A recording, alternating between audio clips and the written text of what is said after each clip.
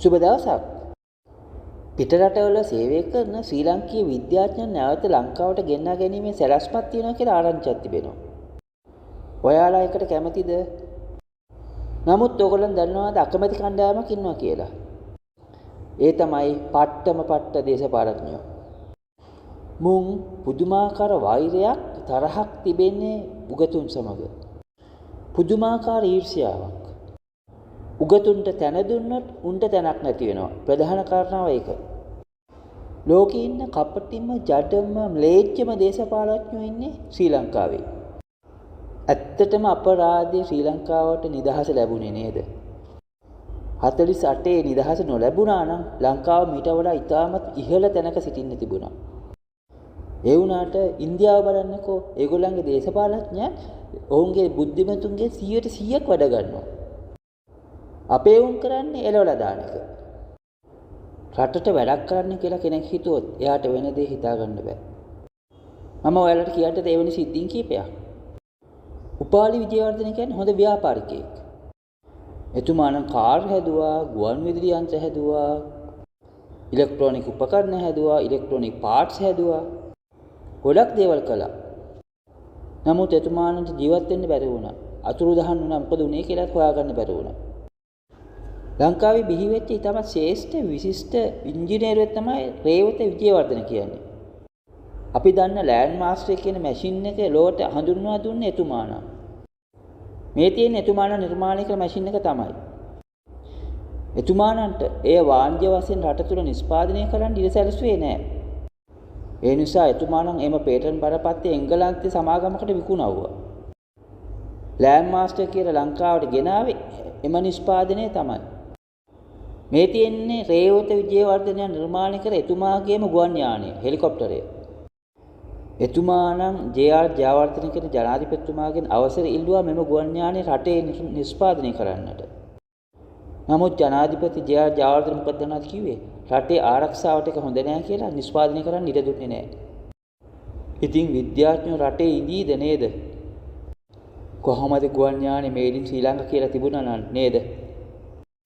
අන්තිමට උනේ මොකද්ද? මෙන්න මේක. පියාසර කරලා බලන්නවත් දුන්නේ නැහැ ඉඩ. තවත් එවැනි සිද්ධියක් කියන්නද? මොරටුව විශ්වවිද්‍යාලයේ ඉංජිනේරුවෙක් හදලා තිබුණා මුහුදු රළ මගින් විදුලිය නිෂ්පාදනය කරන්න පුළුවන් ජෙනරේටර් එකක්. ඒක ප්‍රදර්ශනයකට තියලා තිබුණා.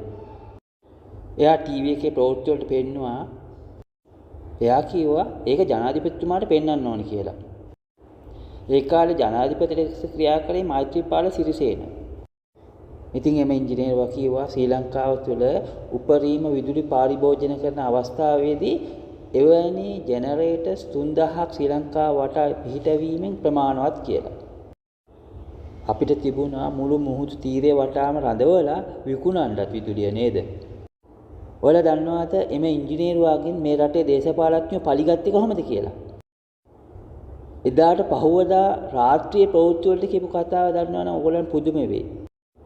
රාත්‍රියේ ප්‍රවෘත්ති වලට කිව්වේ බ්‍රිතාන්‍ය සමාගමක් විසින් කුණු කසල වලින් විදුලිය ජනනය කරන්න පුළුවන් ජෙනරේටරයක් ශ්‍රී ලංකාවට පරිත්‍යාග කරන්න සූදානම්ව සිටිනවා කියලා තමයි කිව්වේ. බලන්න කොහොම හැත්තක්ද කියලා මොන්. තවත් කතාවක් තියෙනවා කියන්නද? මේ කියන එක්කෙනාගේ පින්තූරයක්වත් කිසිම තොරතුරක් හොයාගන්න නැහැ. මම මේක කියන්නේ මගේ මතකයෙන්. ලංකාවේ තරුණයෙක් ලෝක මට්ටමේ තිබුණු ප්‍රදර්ශන භාණ්ඩයක් නිර්මාණය කළා. ඒක කෘෂිකාර්මික මෙවලමක්. එම නිර්මාණය ලෝක මට්ටමින් විශාල අගයීමකට ලක් වුණා. නාසා ආයතන එම නිර්මාණය ඉතාමත් ඉහළින් අගය කළා. එහි ප්‍රතිඵලයක් ලෙස මෙම තරුණ නිර්මාණකරුගේ නමින් නාසා ආයතනයේ ග්‍රහලෝකයක් නම් කළා. ඉතින් එම සිද්ධිය බොහොම ඉහළින් ප්‍රවෘත්ති වලට නම් පෙන්වුවා. නමුත් එම නිර්මාණයෙන් කිසිම ප්‍රයෝජනයකුත් නැහැ, වැඩක් ගන්නෙත් නැහැ, නිර්මාණ කර්තෘ වෙච්ච දෙයක්කුත් නැහැ. නමුත් මම පසුව දැක්කා YouTube එකේ ඔහු කරන තොරතුරු ටිකක් තිබෙනවා. නමුත් ඒක හොඳ තොරතුරක් නෙවෙයි, වල් බිහි වෙච්ච තොරතුරක් තමයි දැක්කේ. ඔන්න ඔහොමයි රටේ නිර්මාණකරුවන්ට සලකන විදිහ මේ දේශපාලඥයෝ. හැබැයි මුන් ඡන්දකාලට කියන කතාව නම් මාරයි නේද?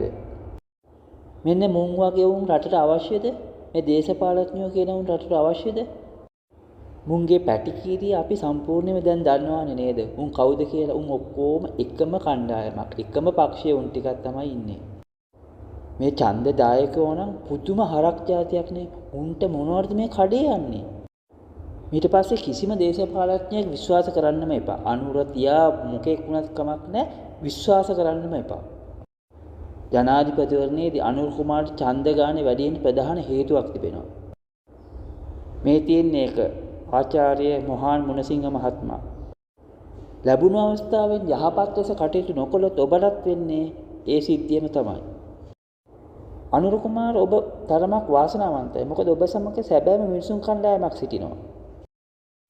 ඉතින් ඔවුන්ගේ උපරිම ප්‍රයෝජන ගන්න එක ඔබගේ වැඩක්. ඒක කළ යුතුමයි ඔබ. තවත් ප්‍රශ්නයක් අහන්නද? ලංකාවට දේශපාලඥයෝ කියන කොටසක් අවශ්‍යද? දේශපාලඥයන් පෙනී සිටියාට නමුත් වැඩ කරන්නේ මේ මිනිසුන් කණ්ඩායම එකතු වෙලානේ. ඉතින් ඔවුන් සිටියා නම් රටට ප්‍රමාණවත්. ප්‍රදේශ නියෝජනය කිරීම ප්‍රාදේශීය ලේකම්වරුන්ගෙන් සිදු කරන්න පුළුවන්. රට නියෝජනය කිරීම සඳහා ජනාධිපතිවරයෙක් අවශ්‍ය නැහැ. රාජ්‍ය පරිපාලන කමිටුවක් පත් කර ගන්නවා. එම කමිටුවේ නායකයෙක් පත් කර ගන්නවා. ප්‍රෙසිඩන්ට් කෙනෙක් පත් කර ගන්නවා. ඔහු තමයි රට නියෝජනය කරන්නේ. මේ පාදල දේශපාලකයෝ මොකටද ඒකට? තව දෙයක් කියන්නේද? මේ දේශපාලඥයෝට අවශ්‍ය වෙන්නේ රටේ පිස්සෝ ටිකක් පිහිවෙනවා දකින්න. ඩයන වගේ උන් ගංජා වල විකුණලා ඩොලර් ගේමු කියන්නේ ඒ සඳහා. දන්නවනේ ලංකාව තුල අයිස් හදන්න පටන් ගන්න තිබෙනවා කියලා නේද?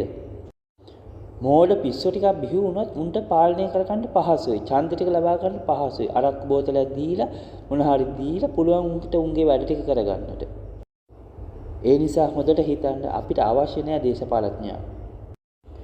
අපේ සල්ලි වලින් මොකටද උන් නඩත්තු කරන්නේ? උන්ට පඩි ගෙවන්නේ මොකටද? ඉතින් අනාගතයේදී අපි කල යුත්තේ දේශපාලඥයන් එළවලා දාලා ගෝඨාභය එළෙව්වා වගේ එළවලා දාලා යලිත් රට නිවැරදි පැත්තට ගන්න එක. ආයෙත් කියන්න දේශපාලඥ එපා පරිපාලන කොමිටි එකක් ඇති. අනේ පුරවැසිනි හොඳට හිතන්න මෝඩ වෙන්න නම් එපා උන්ට දෙන්න එපා ඒ ඡන්දේ. ඔයාලා සබ්ස්ක්‍රයිබ් කරාද මගේ channel එකට? කරුණාකරලා සබ්ස්ක්‍රයිබ් කරලා බෙල් සලකුණත් ඔබලම තියාගන්නකෝ.